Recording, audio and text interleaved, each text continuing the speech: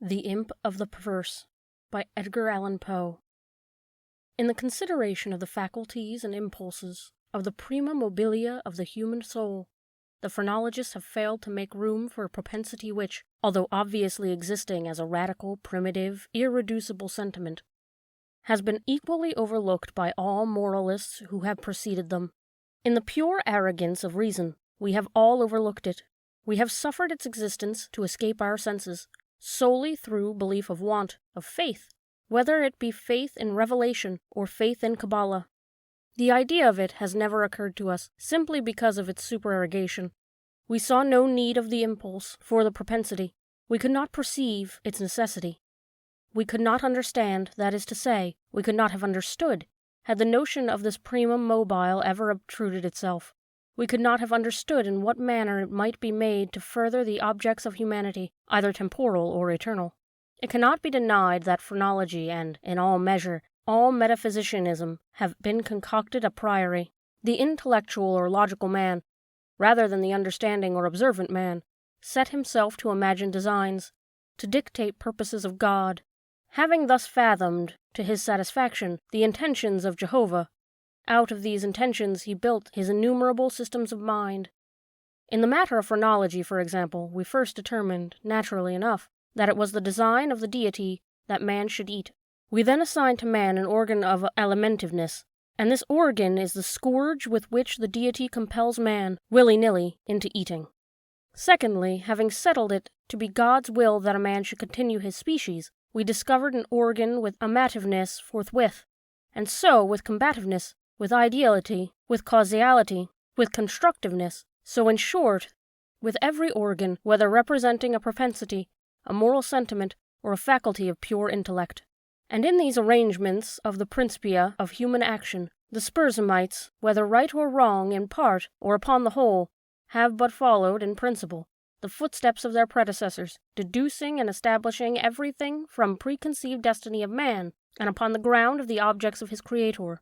It would have been wiser, it would have been safer, to classify, if classify we must, upon the basis of what man usually or occasionally did, and was always occasionally doing, rather than upon the basis of what we took for granted the deity intended him to do. If we cannot comprehend God in his visible works, how then in his inconceivable thoughts, that call the works into being? If we cannot understand him in his objective creatures, how then in his substantive moods and phases of creation? Induction, a posteriori, would have brought phrenology to admit, as an innate and primitive principle of human action, a paradoxical something which we may call perverseness, for want of a more characteristic term. In the sense I intend, it is, in fact, a mobile without motive, a motive without motivirt. Through its promptings we act without comprehensible object, or, if this shall be understood as a contradiction in terms, we may so far modify the proposition as to say that through its promptings we act, for the reason that we should not. In theory, no reason can be more unreasonable, but, in fact, there is none more strong. With certain minds, under certain conditions, it becomes absolutely irresistible. I am not more certain that I breathe than that the assurance of the wrong or error of any action is often the one unconquerable force which impels us, and alone impels us, to its prosecution. Nor will this overwhelming tendency to do wrong for the wrong's sake admit of analysis or resolution into ulterior elements. It is a radical, a primitive impulse elementary. It will be said, I am aware, that when we persist in acts because we feel we should not persist in them, our conduct is but a modification of that which ordinarily springs from the combativeness of phrenology. But a glance will show the fallacy of this idea. The phrenological combativeness has for its essence the necessity of self-defense. It is our safeguard against injury. Its principle regards our well-being, and thus the desire to be well is excited simultaneously with its development. It follows that the desire to be well must be excited simultaneously with any principle which shall be merely a modification of combativeness. But in the case of that something which I term perverseness, the desire to be well is not only not aroused, but a strongly antagonistical sentiment exists. An appeal to one's own heart is, after all, the best reply to sophistry just noticed. No one who trustingly consults and thoroughly questions his own soul will be disposed to deny the entire radicalness of the propensity in question. It is not more incomprehensible than distinctive. There lives no man who at some period has not been tormented, for example, by an earnest desire to tantalize a listener by circumlocution. The speaker is aware that he displeases. He has every intention to please. He is usually curt, precise, and clear. The most laconic and luminous language is struggling for utterance upon his tongue. It is only with difficulty that he restrains himself from giving it flow.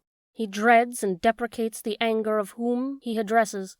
Yet, the thought strikes him that by certain involutions and parentheses this anger may be engendered. That single thought is enough. The impulse increases to a wish, the wish to a desire, the desire to an uncontrollable longing, and the longing to the deep regret and mortification of the speaker, and in defiance of all consequences, is indulged. We have a task before us which must be speedily performed. We know that it will be ruinous to make delay. The most important crisis of our life calls, trumpet-tongued, for immediate energy and action. We glow, we are consumed with eagerness to commence the work. With the anticipation of those glorious results, our whole souls are on fire. It shall be undertaken today, and yet we put it off until tomorrow. And why?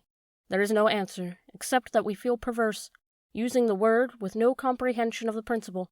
Tomorrow arrives, and with it a more impatient anxiety to do our duty. But with this very increase of anxiety arrives, also, a nameless, a positively fearful, because unfathomable, craving for delay.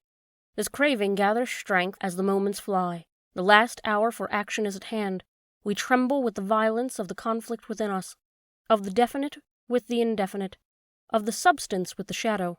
But if the contest have proceeded thus far, it is the shadow which prevails. We struggle in vain. The clock strikes, and is the knell of our welfare.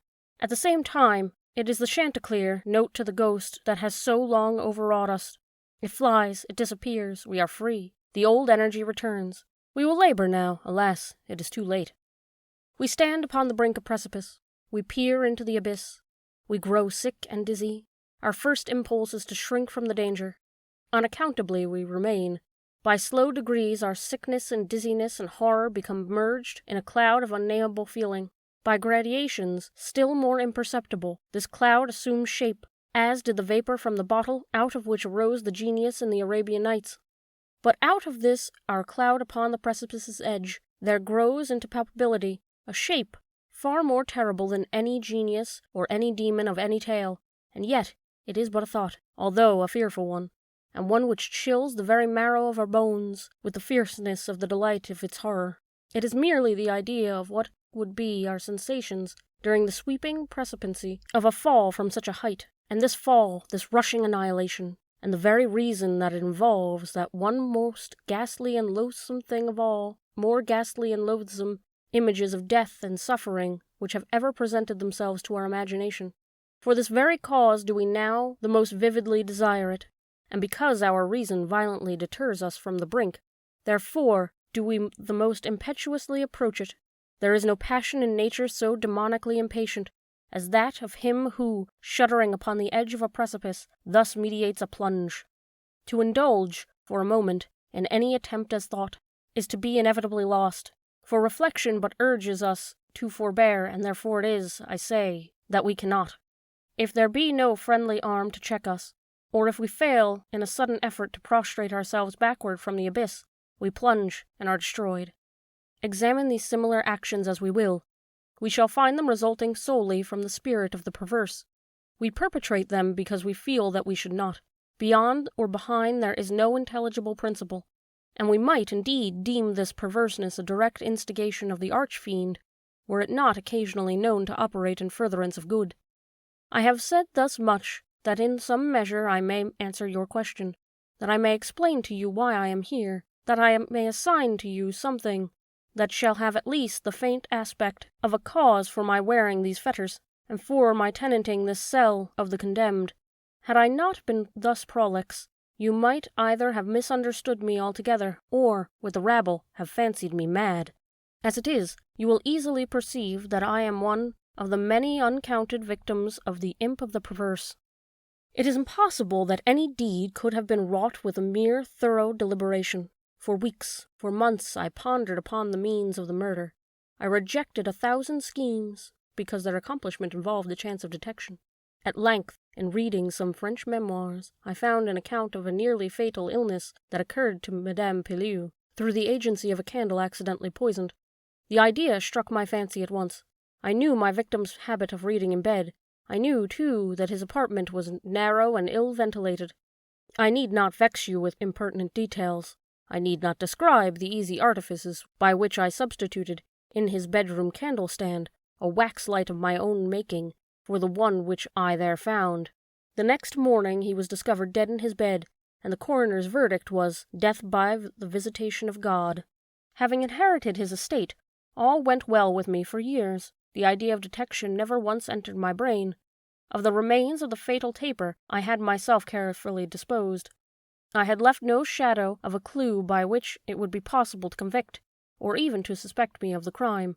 It is inconceivable how rich a sentiment of satisfaction arose in my bosom as I reflected upon my absolute security. For a very long period of time I was accustomed to revel in this sentiment.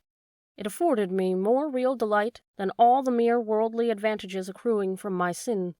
But there arrived at length an epoch, from which the pleasurable feeling grew, by scarcely perceptible gradations, into a haunting and harassing thought. It harassed because it haunted. I could scarcely get rid of it for an instant. It is quite a common thing to be thus annoyed with the ringing in our ears, or rather in our memories, of the burthen of some ordinary song, or some unimpressive snatches from an opera. Nor will we be less tormented if the song in itself be good, or the opera air meritorious. In this manner, at last, I would perpetually catch myself pondering upon my security, and repeating, in a low undertone, the phrase, "I am safe." One day, while sauntering along the streets, I arrested myself in the act of murmuring, half aloud, these customary syllables.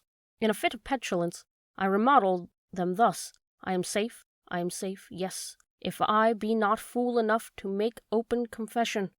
No sooner had I spoken these words than I felt an icy chill creep into my heart.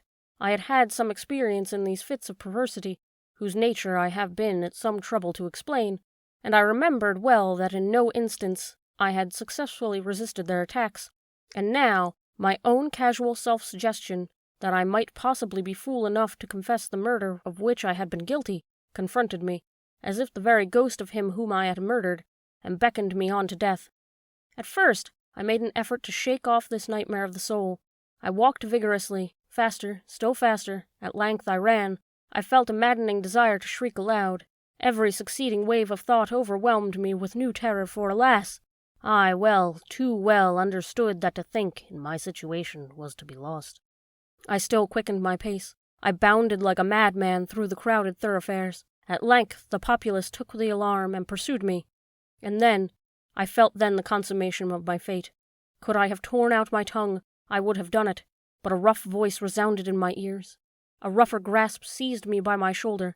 I turned, I gasped for breath. For a moment I experienced all the pangs of suffocation. I became blind and deaf and giddy, and then some invisible fiend, I thought, struck me with his broad palm upon the back. The long-imprisoned secret burst forth from my soul. They say that I spoke with a distinct enunciation, but with marked emphasis and passionate hurry, as if in dread of interruption before concluding the brief but pregnant sentences which consigned me to the hangman and to hell. Having related all that was necessary for the fullest judicial conviction, I fell prostrate in a swoon. But why shall I say more? Today I wear these chains and am here. Tomorrow I shall be fetterless. But where?